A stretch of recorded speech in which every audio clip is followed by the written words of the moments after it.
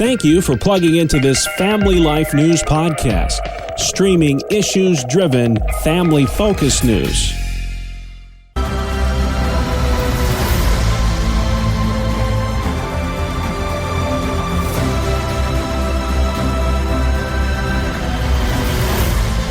And welcome back to another edition of Issues in Education, Mondays during the Noon Report.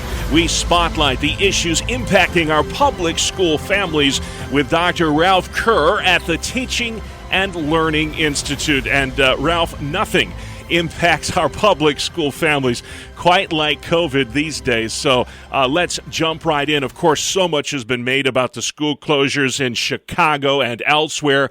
How much pressure are districts, because there's districts within our listening area that are doing this as well, shutting down, going back to Zoom school. How much pressure are the districts under to keep their doors open? Well, what I'm hearing is they're under tremendous pressure. I want to keep in mind that only 5% of all the public schools in the U.S. are actually on remote learning.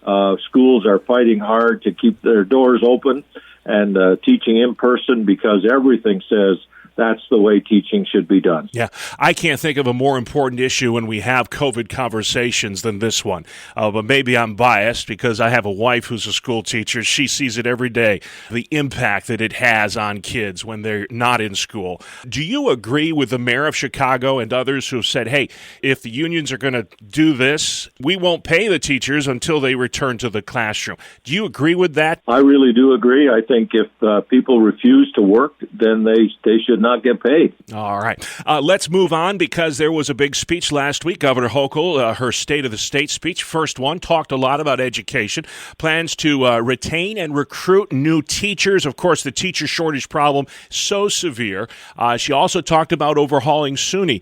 Briefly explain what those proposals are, and do you support them? If I could explain them briefly, I would. Okay. So there are actually 7 parts to her proposed overhaul of SUNY, and I don't agree with any of those. So I'd rather focus on the teacher shortage, and I do like some of the issues that she has. One of them is to allow teachers that have retired that would like to come back and teach. That would certainly help, and anything we could do to help with that, I'm all supportive of. All right. And all of this will be on your website so folks can go there and find out more. We don't have time to go through the nitty-gritty, but it's all online. We'll give that at the end here. As you are well aware of, living in ski country such as you do, beautiful Houghton, New York, that you tend to have snow days from time to time, and a lot of Western New York was dealing with that big time last week. I heard that snow days would be a thing of the past because of Zoom school now. Is that true? Well, you have a good memory because, in fact, over a year ago, I actually said that on this broadcast, that snow days are a thing of the past. Mm-hmm. However, this year, snow days are going to be snow days and not a move to online instruction. But that may happen in future years in both New York and Pennsylvania. Yeah, I know Buffalo was having that conversation last week. Do they count? Because I understand that if they do it online, that they would still count towards those 180 days of instruction. Right. Yeah. And this is our first show of the new year. Happy New Year, Ralph. I don't know how long I can say that and get away with it, but I'll throw it out there. I'm always very interested, a guy who's been at every level of education, such as yourself, from the classroom through administration.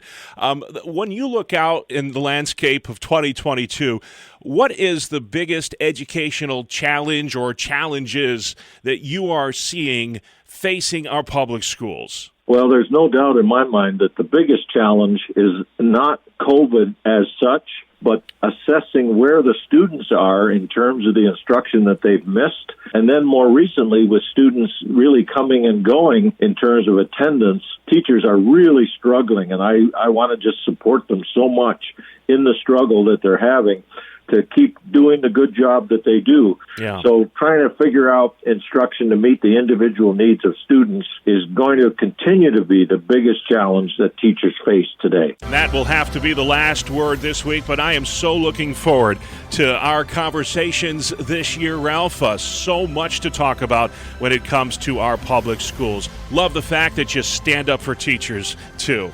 Ralph, if folks have questions about what they heard on this program or others, you have a website where they can find you. What is that, sir?